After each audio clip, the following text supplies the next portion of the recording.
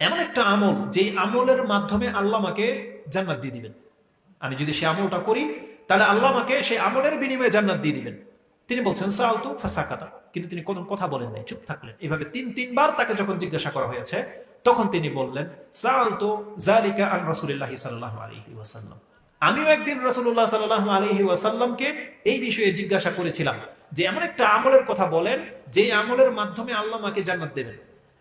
তখন রাসূল সাল্লাল্লাহু আলাইহি ওয়াসাল্লাম তাকে বলেছিলেন আলাইকা বিকাসরাতি সুজুদি লিল্লাহ, তুমি নিজের উপরে লাজিম করে নাও যে তুমি অধিক মাত্রায় আল্লাহকে সেজদা করবে।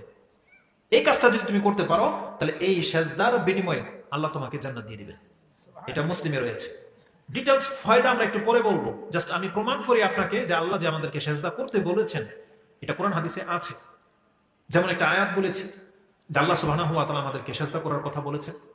রাসূল সাল্লাল্লাহু আলাইহি ওয়াসাল্লামের হাদিস বলা হয়েছে, শুধু বলেনই যে সেজদা করা, বলেছেন আলাইকা বিকাসরাতি সুজুদ, তুমি নিজের উপরে অধিক মাত্রায় সেজদা করাটাকে লাজিম করে নাও।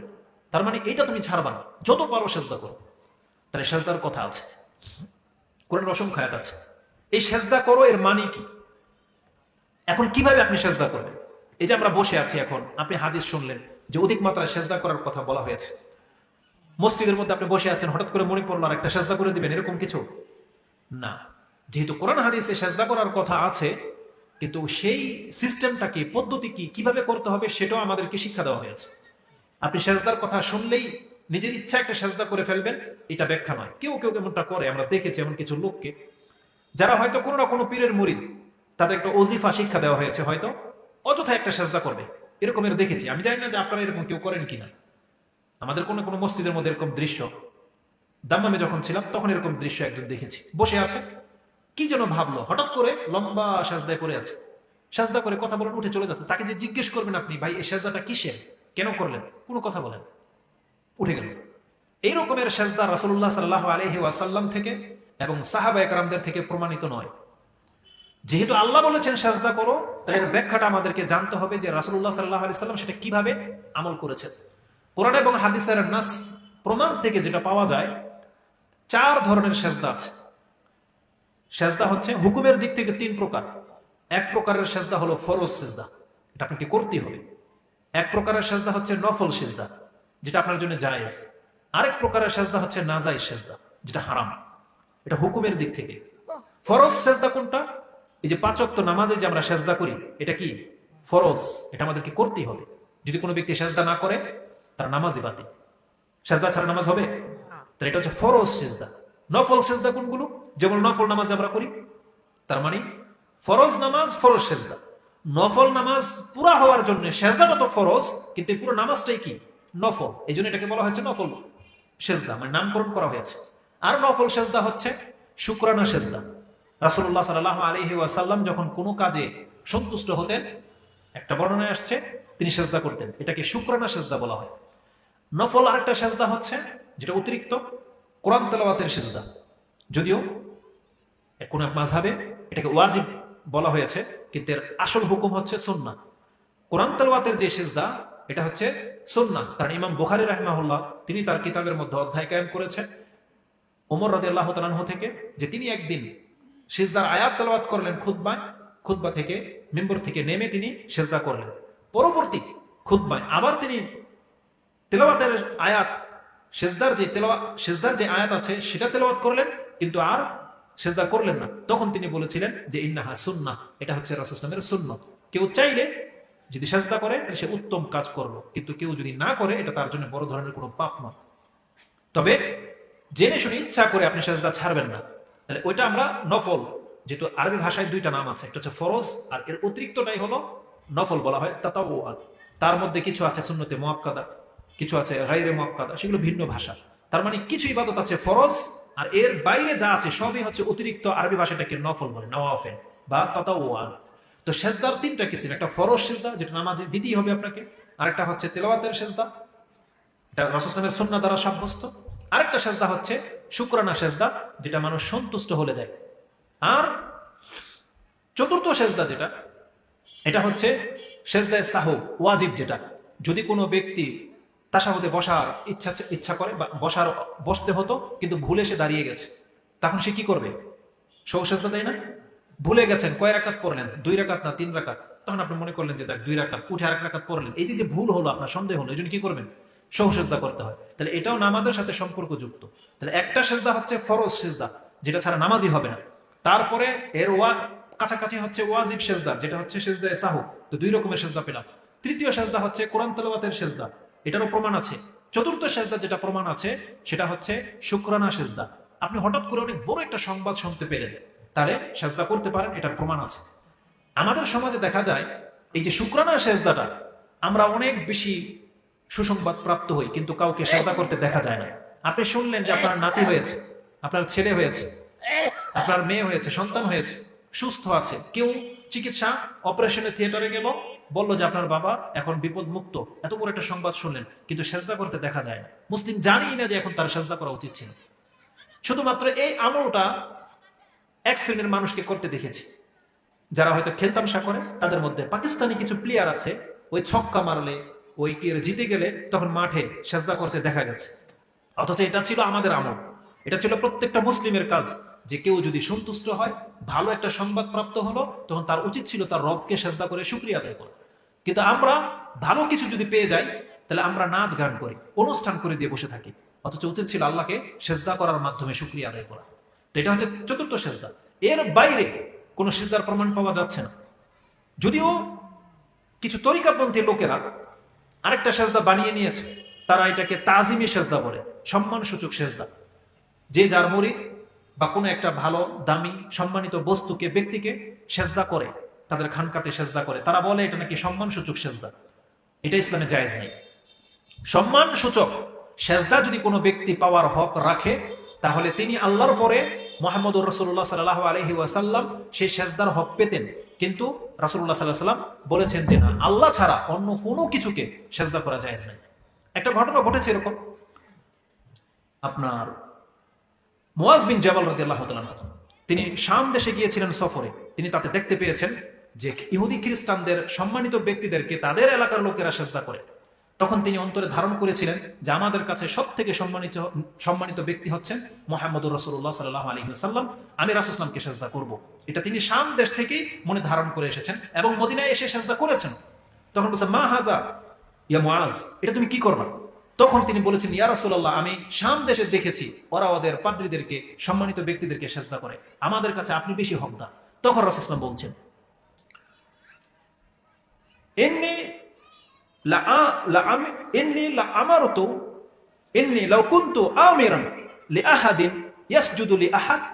আমি যদি কাউকে সেজদা করার আদেশ করতাম, কোন ব্যক্তিকে যদি আদেশ করতাম, এটা যদি জায়েজ হতো, লাআমারতুল মারআ আন তাসজুদা লিজাওজিহা, যদি কোনো মানুষকে সেজদা করা জায়েজ হতো ইসলামে, তাহলে আমি প্রত্যেকটা মহিলাকে আদেশ করতাম তারা যেন তাদের স্বামীকে সেজদা করে। তার মানে কিসের কারণে? বলছে মর্যাদার কারণে। একজন স্বামী তার স্ত্রীর কাছে এতটা মর্যাদাবান, তার রবের পরে একজন স্বামী তার মালিকের মান রাখে, তার রবের মতো মান রাখে। যদি ইসলামে জায়েজ হতো, তাহলে মহিলাদেরকে বলা হতো তারা যেন তাদের স্বামীকে সেজদা করে, এটা স্বামীর হকের কারণে। কিন্তু যেহেতু জায়েজ নাই, এই জন্য এটা কোনো মানুষের জন্য প্রযোজ্য নয়। এটা ইমাম ইবনু মাজাহ তিনি তার কিতাবুন নিকার মধ্যে এনেছেন, 1853 নম্বর হাদিসে পেয়ে যাবেন, এবং সাহিহ ইবনে হিব্বানের মধ্যে হাদিসটি রয়েছে যে মুআজ বিন জাবালকে রাসূলুল্লাহ সাল্লাল্লাহু আলাইহি ওয়াসাল্লাম নিষেধ করেছেন, ফালা তাফআল, এটা করবা না। কারণ সেজদা একমাত্র আল্লাহর হক। কোরআনে আল্লাহ সুবহানাহু ওয়া তাআলা যে আয়াতগুলো বলেছে সেটা আমি আপনাকে বলবো।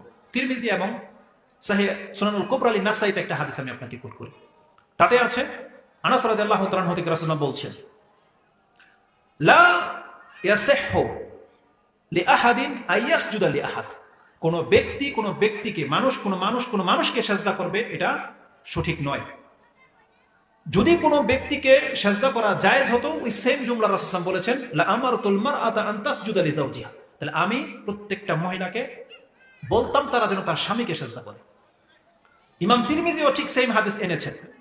রাসূলুল্লাহ সাল্লাল্লাহু আলাইহি ওয়াসাল্লাম বলেছেন, যদি কোনো ব্যক্তিকে সেজদা করা জায়েজ হতো, তাহলে প্রত্যেকটা মহিলাকে তার স্বামীকে সেজদা করতে বলতো। এটা কোনো মানুষের জন্য জায়েজ নয়। আল্লাহ সুবহানাহু ওয়া তাআলা কোরআনে কি বলেছেন? ওয়ান্নাল মাসাজিদা লিল্লাহি ফালা তাদউ মা আল্লাহি আহাদা, যে আয়াতটি আপনি সূরা জিন 72 নম্বর সূরার 18 নম্বর আয়াতে পেয়ে যাবেন। এর তাফসীরে অনেকগুলো কথা আসছে। এক হলো, পুরো পৃথিবীটা হচ্ছে মসজিদ, সেজদা করার জায়গা। আল্লাহ বলছেন যেখানে তোমার সময় হবে তুমি সালাত পড়ো, কিন্তু ডাকবা কাকে? একমাত্র আল্লাহকে। ফালা তাদউ মা আল্লাহি আহাদা, আল্লাহ ছাড়া কাউকে ডাকা জায়েজ নেই। এই আয়াতের তাফসিরে সাইদ বিন জুবায়ের রাহমাহুল্লাহ, জুবায়ের রাদিয়াল্লাহু তাআলা ছিলেন সাইদ, তিনি তরজমা করেছেন যে এখানে আল্লাহ সুবহানাহু ওয়া তাআলা সেজদার অঙ্গ প্রত্যঙ্গগুলোকে উদ্দেশ্য করেছেন যে হিয়া লিল্লাহ, এগুলো সব আল্লাহর জন্য। এই কপাল কার? আল্লাহ। এই হাত আল্লাহ, এই হাঁটু, এই পা যেগুলো দিয়ে আমরা সেজদা করি এগুলো সব হচ্ছে আল্লাহ। মাওয়াদিউস সালাহ, মাওয়াদিউস সুজুদ, এই যেগুলো দিয়ে আমরা সেজদা করে থাকি এগুলো সব হচ্ছে আল্লাহ সুবহানাহু ওয়া তাআলা। আল্লাহ সুবহানাহু ওয়া তাআলা নিষেধ করেছেন আমাদেরকে এই আয়াত দিয়ে, দেখো এগুলো সব হচ্ছে আল্লাহর, অতএব তোমরা এগুলো দিয়ে ফালা তাসজুদু ইল্লা লিল্লাহ, এগুলো আল্লাহ ছাড়া কাউকে সেজদা করা জায়েজ নাই। এই আয়াতের মধ্যে আল্লাহ সুবহানাহু ওয়া তাআলা আমাদেরকে এইভাবে নিষেধ করেছেন। আর রাসূলুল্লাহ সাল্লাল্লাহু আলাইহি ওয়াসাল্লামের স্পষ্ট হাদিস যেটা বললাম, রাসূল বলেছেন কোন ব্যক্তিকে যদি সেজদা করা জায়েজ হতো, অনুমতি দিতাম আমি, তাহলে প্রত্যেকটা মহিলাকে বলতাম সেজদা করতে। তার মানে এটা কোনো মানুষের জন্য জায়েজ নাই। এই সেজদা অত্যন্ত গুরুত্বপূর্ণ একটা ইবাদত।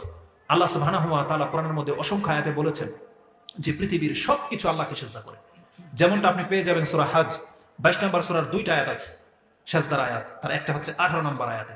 আল্লাহ সুবহানাহু ওয়া তাআলা কি বলেছেন? আল্লাহ বলেছেন আলম তারা আন্নাল্লাহা ইয়াসজুদু মান ফিস সামাওয়াতি ওয়া মান ফিল আরদি ওয়াশ-শামসু ওয়াল কামারু ওয়ান নুজুমু ওয়াল জিবালু ওয়াশ-শাজারু ওয়াদ দাওয়াবু ওয়া কাসীরুম মিনান নাস ওয়া কাসীরুন হাক্কা আলাইহিল আযাব।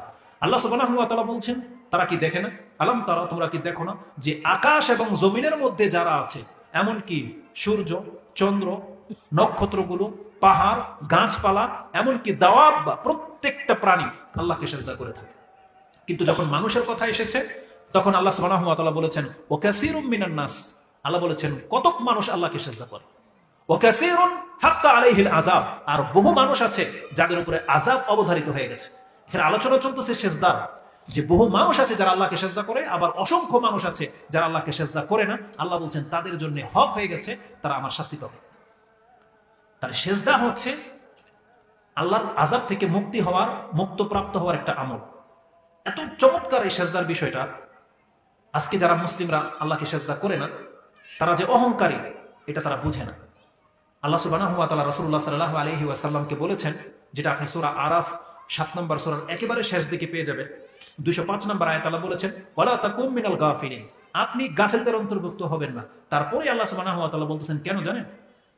ইন্নাল্লাযীনা ইনদাহু লা ইস্তাকবিরুনা আন ইবাদাতিহি ওয়া ইউসাব্বিহুনাহু ওয়া লাহু ইয়াসজুদুন।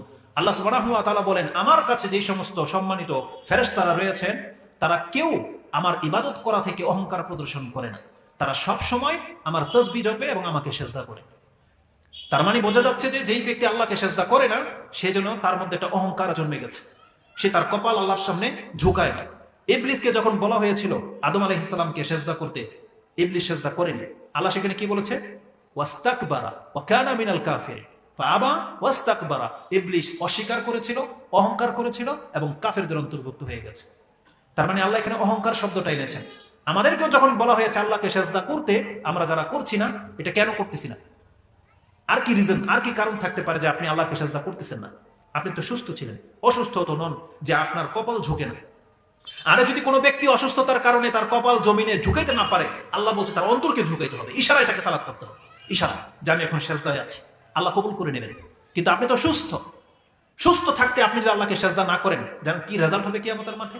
আল্লাহ কোরআনে বলেই দিয়েছেন একটা সময় আসবে যে আয়াতের যেই দৃশ্যটা কোরআনের একটা সূরার মধ্যে সংক্ষিপ্তভাবে আল্লাহ উল্লেখ করেছেন, যেটা আপনি পেয়ে যাবেন 68 নম্বর সূরা, সূরা আল কালাম, তার 42-43 এই আয়াতগুলোতে। আল্লাহ তাতে বলেছেন ওয়ায়াউমা ইউকশাফু আন সাক ওয়া ইউদআউনা ইলা সুজুদি ফালা ইস্তাতিউন খাশিয়াতান আবসারুহুম ওয়া তারহাকুহুম যিল্লাহ ওয়া কাদ কানু ইউদআউনা ইলা সুজুদ ওয়া হুম সালিমুন। কত চমৎকার কথা বলেছেন আল্লাহ, যে কিয়ামতের মাঠে প্রত্যেকের ঈমানকে পরীক্ষা করার জন্য আল্লাহ তার পায়ের গোছাকে উন্মুক্ত করে দিয়ে বলবেন উদাউনা ইলা সুজুদি, তাদেরকে ডাকা হবে যে এবার আমাকে সেজদা করে দেখাও। আল্লাহ বলছেন দুনিয়াতে যারা সেজদা করে নেই ফালা ইস্তাতিউন, তারা সেজদা করতে পারবে না। এখানে কারা সেজদা করতে পারবে না যেটা আয়াতের মধ্যে স্পষ্ট বলা হয়নি, আপনি চাইলে বুখারী এবং মুসলিমে ফিরে যেতে পারেন। ইমাম মুসলিম রাহিমাহুল্লাহ ঈমানের অধ্যায়ে যেখানে জিসরে জাহান্নাম, জাহান্নামের উপর দিয়ে যে পুল রয়েছে, লম্বা হাদিস, তাতে গিয়ে পেয়ে যাবে। তাতে আছে আল্লাহ সুবহানাহু ওয়া তাআলা হাশরের মাঠে আসবেন এবং বলবেন মান কানা ইয়াবুদু শাইআন ফালইয়াত্তাবি, পৃথিবীতে যে যার ইবাদত করতে আজকে তার সাথে হয়ে যাও। এটা ঘোষণা হওয়ার সাথে সাথে মান কানা ইয়াবুদু শামসান শামসান ওয়া ইয়াতবাউ মান কানা ইয়াবুদু শামসা শামসান। এই বর্ণনায় আসছে যেই ব্যক্তি দুনিয়াতে সূর্যের ইবাদত করত সে সূর্যের দিকে সরে যাবে। ওয়া ইয়াতবাউ মান কানা ইয়াবুদুল কামারা কামারা, যেই ব্যক্তি চাঁদের ইবাদত করত চাঁদের দিকে চলে যাবে। ওয়া ইয়াতবাউ মান কানা ইয়াবুদু তাওয়াগীতা তাওয়াগীত, তাগুত বলে দিয়ে আল্লাহ সমস্ত ওই বস্তুকে উদ্দেশ্য করেছেন এই পৃথিবীতে যে যার ইবাদত করত। কেউ হয়তো বট গাছের ইবাদত করেছে, কেউ শিবলিঙ্গের নামে পাথরের ইবাদত করেছে, কেউ আগুনের ইবাদত করেছে, কেউ পানির ইবাদত করেছে, কেউ হাতির ইবাদত করেছে, কেউ গরুর ইবাদত করেছে, কেউ লিঙ্গের ইবাদত করে। এই পৃথিবীতে অসংখ্য মানুষ আছে। কেউ হনুমানের ইবাদত করে আল্লাহ সুবহানাহু ওয়া তাআলা কিয়ামতের মাঠে, এবং ব্যক্তির ইবাদত করে। যেমন অসংখ্য নাম আপনারা জানেন, দেখতেই পাচ্ছেন যে পৃথিবীতে মানুষের ইবাদত করা হয়। দুর্গা, সরস্বতী, তারপরে রাম, নারায়ণ, এগুলো কি প্রত্যেকটা মানুষ। আর এগুলো তো হিন্দুদের মধ্যে চলে যায়। আর আমাদের মুসলিমদের মধ্যেও ব্যক্তির ইবাদত করা হয়, কিন্তু মূর্তির আকারে তো করা হয় না, কিন্তু মাজার আকারে করা হয়। এক একটা মাজার বলা হয় এরা গরম, আপনার নাকি ক্ষতি করে দিবে। এগুলো হচ্ছে মাজারের ইবাদত, আল্লাহর ইবাদত নয় এগুলো। কিছু পীর আছে এমন, তারা নাকি মরেও মরে না, তাদের ভক্তদের দাবি এটা। তারা তাদের কাছে গিয়ে চায়, তাদের কাছে গিয়ে মান্যত করে, এগুলোর ইবাদত, এগুলো ব্যক্তির ইবাদত। তো পৃথিবীতে আল্লাহকে বাদ দিয়ে যে যার ইবাদত করেছে আল্লাহ বলবে তার সাথে হয়ে যাও। আপনারা জানেন খ্রিস্টানরা কার ইবাদত করে? ঈসা আলাইহিস সালামের ইবাদত করে। এটা কি অজানা কারণ? খ্রিস্টানরা ঈসা আলাইহিস সালামের ইবাদত করে, ইহুদিরা ওজাইর আলাইহিস সালামের ইবাদত করে। তার মানে মানুষের ইবাদত করে পৃথিবীতে এমন অসংখ্য মানুষ আছে। তারাও কাল কিয়ামতের মাঠে যার ইবাদত করা হতো তাদের সাথে চলে যাবে। বাকি থাকবে হাযিহিল উম্মাহ ওয়া ফিহা মুনাফিকুহা, মুসলিমরা বাকি থাকবে হাশরের মাঠে, তাদের সাথে মুনাফিকরাও থাকবে। তাদেরকে আল্লাহ সুবহানাহু ওয়া তাআলা কিভাবে হাশরের মাঠ থেকে খালি করবেন? ফায়াতিহুমুল্লাহু ফি গায়রি সূরাতিল্লাতী ইয়ারিফুনাহু। রাসূল সাল্লাল্লাহু আলাইহি বলছেন আল্লাহ সুবহানাহু ওয়া তাআলা ভিন্ন একটা আকৃতিতে আসবেন, যেটা আল্লাহর চেহারা নয়, ভিন্ন একটা আকৃতি নিয়ে এসে বলবে আনা রাব্বুকুম, আমি তোমাদের প্রতিপালক। তখন মুসলিমরা বলবে হাযা মাকানুনা হাত্তা নাতিয়া রাব্বুনা, যতক্ষণ পর্যন্ত আমাদের রব না আসবে আমরা এই হাশরের মাঠ থেকে যাব না, আপনি আমাদের রব নয়। আউযু বিল্লাহি মিনকা, আমরা আল্লাহর আশ্রয় চাচ্ছি আপনার কাছ থেকে। কারণ আল্লাহর যে প্রশংসা আমরা শুনেছি আল্লাহ সুবহানাহু ওয়া তাআলা সম্পর্কে, যা আমরা কোরআনে পেয়েছি, আপনার সাথে তার মিল নেই, আমরা আপনার কথা মানি না। তখন ওই যে মুনাফিক যারা, তারা যেহেতু আল্লাহর ইবাদত করে নাই, তারা ভাববে এটাই হয়তো আল্লাহ, মেনে নিলেই মনে নাজাত পেয়ে যাবে। এরা মেনে নেবে, এদেরকে নিয়ে জাহান্নামে ফেলে দেওয়া হবে, শুধু মুমিনরা বাকি থাকবে। এবং বলা হবে তোমাদের কাছে কি এমন কোন প্রমাণ আছে তোমাদের রবকে দেখতে পেলে তোমরা কি চিনতে পারবে? প্রত্যেকটা মুমিন বলবে হ্যাঁ আমরা চিনতে পারবো। তখন আল্লাহ সুবহানাহু ওয়া তাআলা তার আগে একটা টেস্ট করবে যে প্রকৃত মুমিন কারা। তখন আল্লাহ তার পায়ের গোছাকে উন্মুক্ত করে দিয়ে বলবে ওই দাউনা ইলা সুজুদ, আমাকে সিজদা করো। তখন রাসূল সাল্লাল্লাহু আলাইহি ওয়াসাল্লাম বলছেন যেই ব্যক্তি দুনিয়াতে সিজদা করেছে এমন একজনও বাকি থাকবে না, তারা সিজদায় পড়ে যাবে এবং তারাও সিজদা করবে। ওয়ালা ইয়াবকা মান কানা ইয়াসজুদু লিল্লাহি তিকাআন ওয়া রিআআন ইল্লা জাআলাল্লাহু যাহরাহু তাবাকাতান ওয়াহিদা। যারা এই দুনিয়াতে আল্লাহকে উদ্দেশ্য করে সিজদা করে নাই, বরং লোক দেখানোর উদ্দেশ্যে সিজদা করেছে, তারা মানুষকে কোনো না কোনো ভয়ে কোনো কিছু পাওয়ার আশায় সিজদা করেছে, তারাও আল্লাহর পা দেখে নেওয়ার পরে সিজদা করতে চাইবে। কিন্তু রাসূল সাল্লাল্লাহু আলাইহি ওয়াসাল্লাম কি বলছেন? ফালা ইয়াস্তাতিউন। যেটা আল্লাহ বলেছেন ফালা ইয়াস্তাতিউন, তারা সিজদা করতে পারবে না। রাসূল সাল্লাল্লাহু আলাইহি ওয়াসাল্লাম কি বলেছেন? জাআলাল্লাহু যাহরাহু তাবাকাতান ওয়াহিদা। আল্লাহ তাদের পিঠকে এই বাঁশের মতো একটা সোজা কাঠের মতো তৈরি করে দিবেন। যেমনি কুল্লামা আরাদা আইয়াসজুদু খাররা আলা কাফা, যখনই তারা চাইবে আল্লাহকে সিজদা করার, উপর হয়ে পড়ে যাবে। আর মুমিনরা কিন্তু অলরেডি সিজদায় থাকবে হাশরের মাঠে। কেন? কারণ তারা দুনিয়াতে সালাত আদায় করেছিল। তাদেরকে যখন বলা হয়েছিল হাইয়া আলাস সালাহ, আসো সালাতের দিকে, তারা কিন্তু সাড়া দিয়েছিল, তারা সালাত আদায় করেছিল। আর এখানে যাদেরকে বলা হচ্ছে কারা সিজদা করতে পারবে না, যাদেরকে ডাকা হয়েছিল সিজদা করার জন্য, সালাতের জন্য, তারা আসে নাই। ওহুম সালিমুন, আল্লাহ বলে তারা অসুস্থ ছিল না, তারা সুস্থ ছিল, নিরাপদে ছিল, তাদের কোনো ভয় ছিল না, চাইলে আল্লাহকে সিজদা করতে পারতো, কিন্তু তারা করেনি। রেজাল্ট কি? কিয়ামতের মাঠে আল্লাহ সুবহানাহু ওয়া তাআলার সামনে সিজদা করতে সক্ষম হবে না, তারা উপর হয়ে পড়ে যাবে। তখনই প্রমাণ হয়ে যাবে যে এটা মুমিন নয়। তখন একে নিয়ে জাহান্নামে ফেলে দেওয়া হবে, কোনো বিচার নেই। আল্লাহ তাকে জিজ্ঞেস করবে না তোমার কত নেকি আছে, জিজ্ঞেস করবে না। শুধু ঈমানটা পরীক্ষা করার জন্য আল্লাহ তাকে সিজদা করার জন্য কিয়ামতের মাঠে ডাকবে, কিন্তু সে সিজদা করতে সক্ষম হবে না। অথচ জানেন একটা সিজদা ইবলিসকে কাফের বানিয়ে দিয়েছে। আর আপনি প্রতিদিন 34টা সিজদাকে অস্বীকার করতেছেন। 34টা সিজদা। কত রাকাত ফরজ আমাদের উপরে? 17 রাকাত নয়? 17 রাকাতে কয়টা সিজদা? 34টা সিজদা। অথচ আপনি নিজেকে মুসলিম, নিজেকে জান্নাতি ভেবে বসে আছেন, আর ভুলে গেছেন শয়তান মাত্র একটা সিজদা করতে অস্বীকার করেছিল। তাও কাকে সিজদা করেনি? আদমকে সিজদা করেনি। আর আপনাকে আমাকে আল্লাহ সুবহানাহু ওয়া তাআলা কোনো ব্যক্তিকে, আপনার নেতাকে, আপনার হুজুরকে সিজদা করতে বলে নাই যে আপনার গায়ে লেগে যাবে যে হুজুর তো আমার চেয়ে কালো, হুজুর তো আমার চেয়ে পয়সায় কম, বা আমার নেতা তো এরকম খারাপ লোক, তাকে আমি কেন সিজদা করবো? কোন নেতাকে তো আপনাকে সেজদা করতে বলেনি, প্রত্যেকটা ব্যক্তিকে বলা হয়েছে তুমি তোমার রবকে সেজদা করো, যেই মালিক তোমাকে বানিয়েছে। আল্লাহর চাইতে সম্মানিত পৃথিবীতে আর কেউ আছে আপনার কাছে? তাহলে সেই সত্তাকে সেজদা করতে বলা হয়েছে। আপনার তো অন্তরে বাধা পাওয়ার কোনো কথা ছিল না।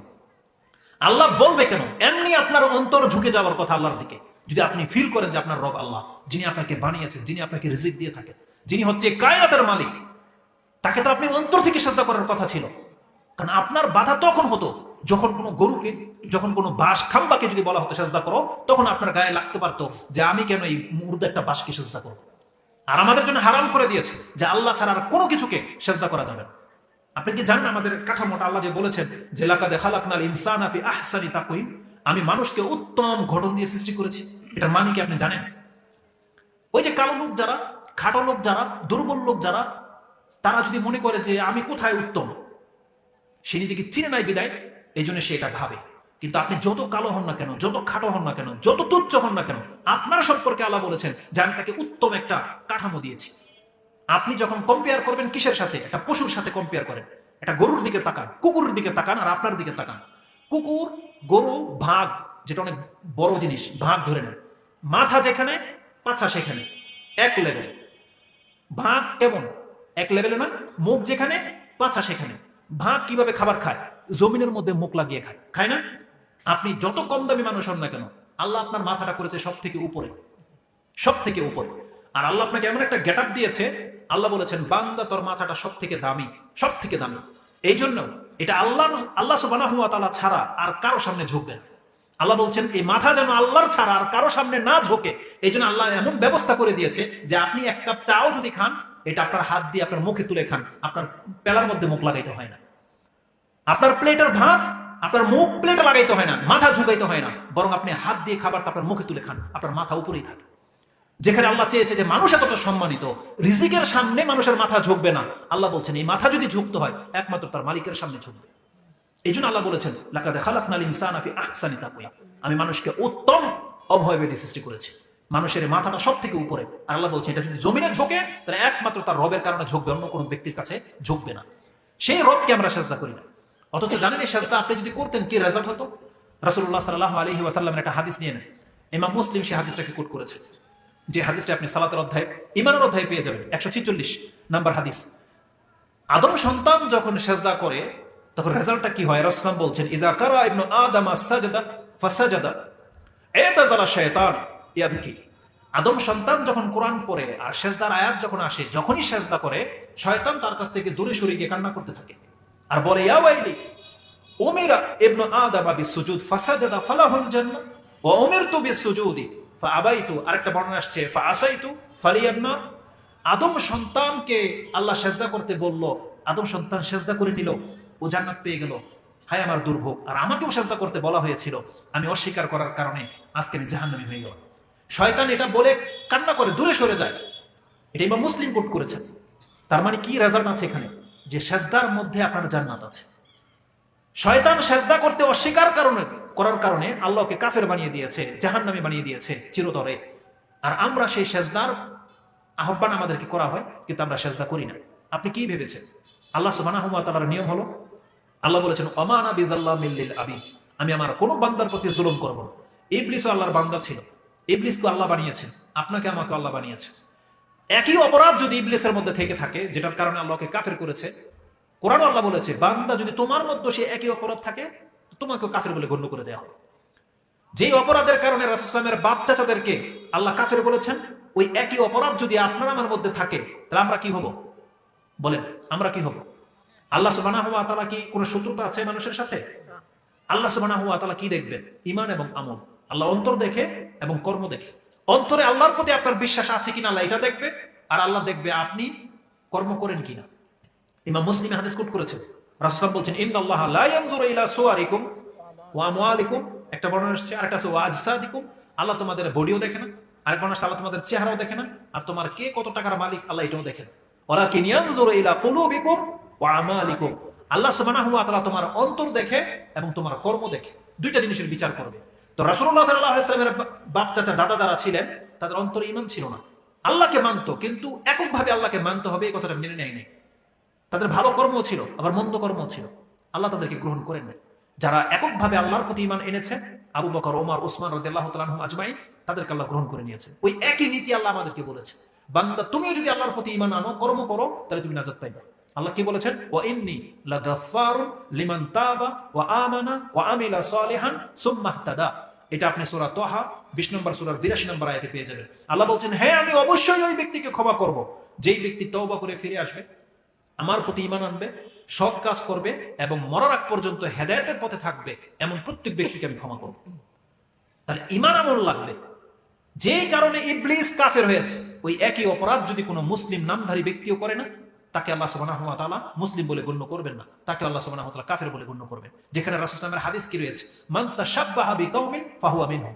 কোন মুসলিম যদি কোনো অমুসলিমের সাদৃশ্য অবলম্বন করে, তাদের মতো হতে চায়, আল্লাহ তাদেরকে তাদের মতো গণ্য করে দেবে। এটা একটা আম কথা। কিন্তু যেখানে ইবাদতের ব্যাপার, যে সালাত হচ্ছে আমাদের নাজাতের মাপকাঠি, যে সালাত হচ্ছে জান্নাতে যাওয়ার সাবাব, ঈমান প্রমাণ হওয়ার উপায়, সেই সালাত আপনি যদি ছেড়ে দেন, তাহলে আপনি কিসের ভিত্তিতে নাজাত পাবেন? কিসের ভিত্তিতে? আপনি ভুলে গেছেন আমাদের পিতা আদম আলাইহিস সালাম মাত্র একটা ভুল করেছিল। একটা ভুলের কারণে আল্লাহ যদি এমন হতেন যে ঠিক আছে আমি মাফ করে দিই, তাহলে কিন্তু আমরা এখনো জান্নাতেই থাকতাম, তাহলে আমরা পৃথিবীতে আসতাম না। আল্লাহ কিন্তু তাকে সেই অপশনটা দেন নাই, জান্নাত থেকে কিন্তু নামিয়ে আনা হয়েছে। তার কারণে আমরা এই জমিনে পৃথিবীতে, ভুলে গেছেন সেই ঘটনা। আল্লাহ তাকে শাস্তি তো দেয় নাই, কিন্তু জান্নাত তো হারিয়েছেন তিনি, হারান নাই। আবার তিনি কর্ম করেছেন, তওবা করেছেন, আবার তিনি জান্নাতে ফিরে গেছেন। ওই নীতিটাই আল্লাহ আমাদের জন্য রেখে দিয়েছে। যেই ভুলটা তোমার বাপ পিতা করেছে, ওই একই অপরাধ যদি তোমাদের হয়, তোমাদেরকেও ছাড়া হবে না। অতএব তওবা করে আল্লাহর পথে ফিরে আসতে হবে, তাইলে আমরা জান্নাত পাবো, নয়তো আমরা জান্নাত পাবো না। কারণ আল্লাহ আমাদেরকে আমলের কথা বলেছে, আর সব থেকে উত্তম আমল হচ্ছে এই সেজদা। এতটা পাওয়ারফুল এই সেজদা, রাসূলুল্লাহ সাল্লাল্লাহু আলাইহি ওয়াসাল্লাম বলেছেন। তার থেকে হাদিস কোট করেছেন ইমাম মুসলিম, যেটা আমি প্রথমে পাঠ করেছি, 4 নম্বর অধ্যায় কিতাবুস সালাহ, তার 970 নম্বরে হাদিসটা পেয়ে যাবে। আবু হুরায়রা থেকে বর্ণিত, রাসূল সাল্লাল্লাহু আলাইহি ওয়াসাল্লাম বলছেন, আকরাবু মা ইয়াকুনুল আবদু মির রাব্বিহি ওয়া হুয়া সাজিদ।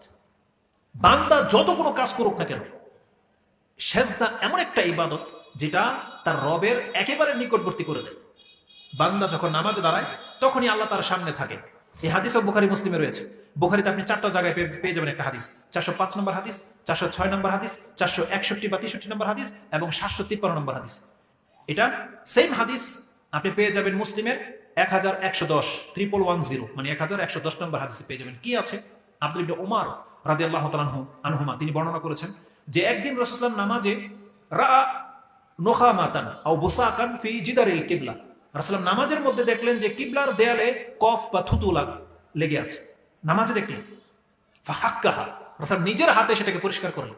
সুম্মা আকবালান নাস আলান নাস, রাসূলুল্লাহ নামাজ শেষ করে দিয়ে মানুষের দিকে ঘুরে বললেন, ইযা কামা আহাদুকুম ফিস সালাহ ইউনাজি রাব্বাহ, তোমরা যখন কোনো ব্যক্তি নামাজে দাঁড়াও, আল্লাহু আকবার বলে দাও, তখনই সে যেন তার রবের সাথে চুপি চুপি কথাই লিখত। ইউনাজি রাব্বাহ, সে এখন মোনাজাতে লিখত। এটাই হলো আসল মোনাজাত, যে মোনাজাত নিয়ে আমাদের দেশে পারাপারি হয়। অথচ আসল মোনাজাতই হলো নামাজ। আপনি যখনই বলবেন আল্লাহু আকবার, এখন আপনার রবের সাথে আপনার মোনাজাত শুরু হয়ে যাবে। যতক্ষণ পর্যন্ত আপনি নামাজে আছেন, ততক্ষণ পর্যন্ত কার সাথে কথা বলতেছেন? আল্লাহর সাথে। কোনো ব্যক্তি যদি তখন কোনো মানুষের সাথে কথা বলে, তার নামাজ বাতিল হয়ে যাবে, জানেন না? তাহলে মানুষের সাথে কথা বললে নামাজ বাতিল। তাহলে আপনি যে এতক্ষণ নামাজে আছেন, তার মানে কি? এটা হচ্ছে ইউনাজি রাব্বাহ, আপনি আপনার রবের সাথে মোনাজাতে লিপ্ত। মোনাজাত কাকে বলা হয় জানেন? চুপি চুপি কথা বল। মোনাজাত হচ্ছে চুপি চুপি দোয়া করা, এটা হচ্ছে মোনাজাত। কিন্তু আমরা করি দোয়া, প্রকাশ্য দোয়া, আর বলতেছি মোনাজাত। এটা কি মোনাজাত বলে? আপনি মোনাজাত করলে তো সবাই দেখেই নিল, আপনি তো হাত তুলে দোয়া করতেছে, সবাই দেখেই ফেললো। মোনাজাত করবেন, কেউ উত্তর পাবেন। আপনি যে আপনার রবের কাছে কি বলতেছেন, এটাই হলো মোনাজাত। কেউ জানবে না, শুধু আপনার রব জানবে। তো যখন কোনো ব্যক্তি নামাজে দাঁড়ায়, ইউনাজি রাব্বাহ, সেজন্য তার রবের সাথে কথোপকথনে লিপ্ত। আর একটা বলছে আও ইন্নাল্লাহা কিবালা ওয়াজহিহি ফিস সালাহ, যখনই কোনো ব্যক্তি আল্লাহু আকবার বলে দেয়, রাসূলুল্লাহ বলছেন ফালা, দুইটা শব্দ আসছে। একটা হলো তুমি কফটা ফেলবা না, আরেকটা বর্ণনা আসছে তুমি নাক ঝাড়বা না, সামনের দিকে থুতু ফেলবা না। কেন? যখনই কোনো ব্যক্তি আল্লাহু আকবার বলে দেয়, ফা ইন্নাল্লাহা কিবালা ওয়াজহিহি। আর মুসলিমের বর্ণনায় আসছে ইন্নাহু ইন্নাল্লাহা বাইনাহু ওয়া বাইনা কিবলাতি। যখনই কোনো ব্যক্তি আল্লাহু আকবার বলে দেয়, আল্লাহ সুবহানাহু ওয়া তাআলা আপনার এবং আপনার কিবলার মাঝখানে থাকেন, মানে একেবারে আপনার চেহারার সামনে থাকেন আল্লাহ সুবহানাহু ওয়া তাআলা। এই জন্য রাসূলুল্লাহ বলছেন নামাজে তুমি সামনের দিকে থুতু ফেলবা না, কারণ আল্লাহ তখন তোমার সামনে থাকে। তাহলে এটা কোন দৃশ্য? যখন আপনি আল্লাহু আকবার বলে নামাজ শুরু করে দিলেন, আপনার সামনে আল্লাহ। আর রাসূল সাল্লাল্লাহু আলাইহি ওয়াসাল্লাম কি বলছেন? ওই সামনে থেকে আরো নিকটে চলে যাবেন কখন? যখন আপনি সেজদায় চলে যাবেন তখন। একেবারে আল্লাহর নিকটে চলে যাবেন আপনি যখন আপনি সেজদায় থাকেন। রাসূল কি বলেছেন? আকরাবু মা ইয়াকুনুল আবদু মির রাব্বিহি ওয়া হুয়া সাজিদ। সেজদার চেয়ে কোনো কিছু আপনাকে আপনার রবের নিকটবর্তী করে দিতে পারবে না। রাসূল বলছেন, অতএব তখন তোমার করণীয় আছে। কি করণীয়? এখন তুমি তোমার রবের একান্ত নিকটে ফাআকসিরু দুআ, তুমি এখন চাও আল্লাহর কাছে কি চাইবা, একেবারে নিকটে। আমরা আল্লাহকে পাওয়ার জন্য মধ্যস্থতা খুঁজি যে আল্লাহকে কিভাবে পাওয়া যায়। এই জন্য আপনি পীরের মুরিদ হন, মাজারে গিয়ে মাথা ঠোকান, এই করেন সেই করেন, নজর নিয়াজ কত কিছু পেশ করেন, অথচ আপনার রাসূল বলছে কথা, আপনার কোরআনের কথা এগুলা, যে আপনি নামাজে দাঁড়ালে আপনি আপনার রবের সামনে হয়ে যান, একেবারে নিকটে হয়ে যান, কোনো মধ্যস্থতাকারী লাগে না। আপনি কোরআন হাদিসের কথায় বিশ্বাসী নন, আপনি ওই সালা পাগলার কথায় বিশ্বাসী, চট পড়ে গেছে তাদের কথায় আপনি বিশ্বাসী, ওই পীর ফকিরের কথায় আপনি বিশ্বাসী, তাদের কাছে নজর নিয়াজকে পেশ করে আপনি আপনার রবকে খুঁজতে গেছেন তার কাছে, অথচ আপনার রব আপনার ঘরে আছে, আপনার রব আপনার জায়নামাজেই থাকে, আপনার রব মসজিদে থাকে। আপনি বলতেছেন মসজিদ হচ্ছে আল্লাহর ঘর, বলছেন না? আপনার ঘরে যেমন আপনি থাকেন, তাহলে আপনি তো আপনার রবের সাথে সাক্ষাৎ করতে চাচ্ছেন, তাহলে আল্লাহর ঘর তুই আপনি মাজারে কেন ঘুরেন? মসজিদ ভরে না, মসজিদ খালি পড়ে থাকে, আর আপনারা ওই মেলা ঠেলার মধ্যে গিয়ে ভিড় জমান। কেন হয়েছে? কোরআন হাদিস থেকে দূরে সরে যাওয়ার কারণে। অথচ রাসূল সাল্লাল্লাহু আলাইহি ওয়াসাল্লাম বলছেন, কোন ব্যক্তি যদি তার রবের নিকটবর্তী আসতে চায়, তার জন্য উত্তম ইবাদত হলো সেজদা। আপনি উজু করেন, 2 রাকাত সালাতে দাঁড়িয়ে যান, পড়ে থাকেন না, কতক্ষণ থাকবেন আপনি সেজদায় পড়ে থাকেন, বলেন আল্লাহর কাছে কি চাইবেন আপনি। আপনাকে তো বলা হয়েছে তুমি চাও। এখন কোরআন হাদিসের প্রতি আমল করতে আমাদের অন্তর ঝোঁকে না, আমরা ইবাদত করতে চাই না, আমরা চাই ওই শর্টকাট রাস্তা। ইবাদত না করে ওই ঘুষ দেওয়া যেমন অভ্যাস, ক্রাইম করেছেন আপনি, ওই ভর্তুকি দিবেন না, পুলিশকে কয়েক টাকা দিয়ে আপনি ছুটতে চান, সব ক্ষেত্রে মানুষ এমন হয়ে গেছে। আল্লাহ সুবহানাহু ওয়া তাআলার জান্নাত পেতে হলে এই শর্টকাট রাস্তা চলবে না। আল্লাহ সেই ব্যবস্থায় রাখে নাই, কারণ আল্লাহর কোনো ফেরেশতা এদের মতো ঘুষ খায় না, জেনে নেন। এমন কোনো ব্যক্তি নাই যে আপনাকে 10 টাকা দিলে আপনার লাইন ঘুরিয়ে দিবে। কিয়ামতের মাঠে এটা হবে না। আল্লাহ সুবহানাহু ওয়া তাআলার কাছে নাজাত পেতে হলে যেই নাজাতের রাস্তা আল্লাহ দেখিয়েছেন আপনাকে, সেই নাজাতের রাস্তা দিয়ে আসতে হবে। কোনো ব্যক্তি যদি আল্লাহকে সেজদা না করে, সে কোনোদিন আল্লাহ পর্যন্ত পৌঁছতে পারবে না। আল্লাহ সুবহানাহু ওয়া তাআলা ফিরে আসে সেই আয়াতের দিকে। আল্লাহ কি বলেছেন নাজাত পেতে চাইলে? ইয়া আইয়ুহাল্লাযীনা আমানু রুকউ ওয়াসজুদু, তোমরা আল্লাহকে, আল্লাহর সামনে রুকু করো, তোমরা আল্লাহর সামনে সেজদা করো, ওয়াবুদু এবং রাব্বাকুম, তোমাদের রবের ইবাদত করো, ওয়াফআলুল খায়রা, এবং তোমরা কল্যাণকর কাজে লিপ্ত থাকো। তাতে কি হবে? লাল্লাকুম তুফলিহুন, তাহলেই তোমরা ফলা পাবে, তাহলেই মুক্তি পাবে। তাহলে এগুলো হচ্ছে মুক্তির ইবাদত, কিন্তু আমরা সেই সেজদা ছেড়ে দিয়েছি। আপনি জানেন না যে এই সেজদা কিয়ামতের মাঠে, এক তো বিচারের মাঠে প্রমাণ হবে আপনি মুসলিম নাকি মুসলিম নন, আরেকবার আপনাকে উপকার করবে এই সেজদা। জানেন সেটা কোথায় করবে? এই হাদিসের মধ্যেই রয়েছে, এবং বুখারীতে আরো ডিটেইলস আসছে। তাতে কি আছে জানেন? আল্লাহ যখন বিচার কাজ শেষ করে ফেলবেন, আমি আর আপনি যদি কোনো কারণে, পাপের কারণে যদি জাহান্নামে ফেলেও দেয় আল্লাহ, আল্লাহর একটা সময় আসবে আল্লাহ দয়া করতে চাইবেন। মান আরাদা আইয়ুখরিজা মিনান নারি মান আরাদা, আল্লাহ চাইবেন যে আমার কিছু বান্দা পাপের কারণে জাহান্নামে চলে গেছে, যেহেতু এটা আল্লাহর ফয়সালা, যেহেতু এটা আল্লাহর ফয়সালা, যেটা আল্লাহ বলেছেন যে পাপ করলে আমি জাহান্নামে ফেলবো, কিন্তু আল্লাহ ওয়াদাও করেছেন আমার বান্দা হলে আমি আবার উদ্ধারও করবো, এটা আল্লাহর ওয়াদা। তো যখন কোনো ব্যক্তি পাপের কারণে জাহান্নামে থাকবে, তখন আল্লাহ একটা সময় ইচ্ছা করবেন যে আমি আমার এই পাপী বান্দাদেরকে জাহান্নাম থেকে উঠাবো। তখন ফেরেশতাদেরকে বলা হবে আখরিজু মান কানা লা ইলাহা ইল্লাল্লাহ, আমার ওই বান্দাদেরকে বের করে নিয়ে আসো যারা দুনিয়াতে লা ইলাহা ইল্লাল্লাহ বলেছিল। আরেক বর্ণনা আসছে যারা আমার ইবাদত করেছিল। তখন ফেরেশতারা বলবে কাইফা ইয়ারিফুনা, কিভাবে তাদেরকে চিনা যাবে? তখন আল্লাহ সুবহানাহু ওয়া তাআলা বলে দিবেন মিন আসারিস সুজুদ, আমার বান্দাদের সেজদার স্থানগুলো দেখে দেখে তুমি চিনতে পারবা যেগুলো আমার বান্দা। সেজদার স্থান দেখে দেখে, যে অঙ্গগুলো দিয়ে আপনি সেজদা করেছেন, এটা শুধু আপনার কপাল নয়, বরং 7টা অঙ্গ দিয়ে আপনি সেজদা করেছেন। এই 7টা জায়গা আপনার জন্য কিয়ামতের মাঠে জাহান্নামের আগুনে যদি আপনাকে জ্বলে পুড়ে কয়লা করে ফেলা হয়, আপনার হাত, আপনার কপাল, নাক থেকে কপাল এবং আপনার 2 হাঁটু এবং 2 পায়ের অগ্রভাগ জাহান্নামের আগুন কোনোদিন খেতে পারবে না, কোনোদিন। কারণ ইন্নাল্লাহা হাররামা আলান নার আন তাকুলা আসাদিল আসারিস সুজুদ মিন ইবনে আদম আসারিস সুজুদ, এই বর্ণনাটা আসছে যে আল্লাহ সুবহানাহু ওয়া তাআলা জাহান্নামের আগুনের উপরে হারাম করে দিয়েছেন যে তুই সবকিছু খেয়ে ফেলবি আমার বান্দার, সবকিছু জ্বলে যাবে, কিন্তু তোর জন্য হারাম যেই বান্দারা সেজদা করেছে আমাকে, তার সেজদার অঙ্গগুলো জানানোর ক্ষমতা তোর মধ্যে নেই, নিষেধ করে দিয়েছেন, এগুলো খেতে পারবি না। কেন? কারণ আল্লাহ সুবহানাহু ওয়া তাআলা কিয়ামতের মাঠে শুধু এই সেজদা করার কারণে তাকে নাজাত দেওয়া হবে, এবং ফেরেশতারা চিনতে পারবে যে এই যে অঙ্গগুলো চমকাচ্ছে এই ব্যক্তিরা হচ্ছে সেই ব্যক্তি যারা আল্লাহর ইবাদত করেছে, যারা জমিনে লা ইলাহা ইল্লাল্লাহ বলেছে। তার কত কঠিন কথা। আপনি হুজুরের হাদিস তো শুনেন যে হুজুররা তো বলে থাকে যে যেই ব্যক্তি বলবে লা ইলাহা ইল্লাল্লাহ দাখালাল জান্নাহ, সে একদিন একদিন জান্নাতে যাবেই। কিন্তু প্রমাণ কিভাবে হবে যে আপনি যে লা ইলাহা ইল্লাল্লাহ বলা ব্যক্তি, এটা কিভাবে প্রমাণ করবেন? যদি আপনি সেজদা না করেন, সালাত না করেন, তাহলে আপনার পুরো শরীর তো আগুনে খেয়ে ফেলবে। ফেরেশতারা আপনাকে চিনবে কিভাবে যে আপনি সেই ব্যক্তি? কারণ ফেরেশতারা তো আপনার অন্তরের খবর জানে না। অন্তরের খবর যদি কেউ জানে, কে তিনি? একমাত্র আল্লাহ। আল্লাহ ছাড়া কেউ জানে না। এই জন্য ফেরেশতারা বলবে যে কিভাবে চিনা যাবে তারা কারা? তখন আল্লাহ বলে দিয়েছেন যে তারা সেজদাকারী ব্যক্তি, যারা সেজদা করেছিল এই জমিনে। তুমি প্রত্যেকটা ব্যক্তির সেজদার জায়গা দেখে দেখে চিনতে পারবে যে এরা হলো সেই ব্যক্তি যারা আমাকে সেজদা করেছে, যারা জমিনে লা ইলাহা ইল্লাল্লাহ বলেছে। এই জন্য জেনে নেন, বেনামাজিদের লা ইলাহা ইল্লাল্লাহ কাজে আসবে না। আল্লাহ সুবহানাহু ওয়া তাআলা কি বলেছেন? সেই দিন যখন বলা হবে তাদেরকে ফি সালাকাকুম ফি সাকার, জান্নাতীরা জিজ্ঞেস করবে আনিল মুজরিমিন মা সালাকাকুম ফি সাকার, অপরাধীদেরকে জিজ্ঞাসা করা হবে তোমরা সাকার নামক জাহান্নামে কেন? তাদের প্রথম জবাব লাম নাকু মিনাল মুসাল্লিন, আমরা নামাজি ছিলাম না, নামাজীদের অন্তর্ভুক্ত ছিলাম না। সমাজে যারা নামাজি আমরা তাদের অন্তর্ভুক্ত ছিলাম না। ওয়ালাম নাকু নুতিমুল মিসকিন, আমরা মিসকিনকে খাদ্য দিতাম না। তারপরে ওয়াকুন্না নাখুদু মাআল খাইদিন, আমরা খেলতাম শাকারীদের সঙ্গে ছিলাম। কতদিন পর্যন্ত? হাত্তা আতানাল ইয়াকিন, মৃত্যু না আসা পর্যন্ত আমরা খেলতাম সেই ছিলাম। আল্লাহ জানেন কি বলেছেন?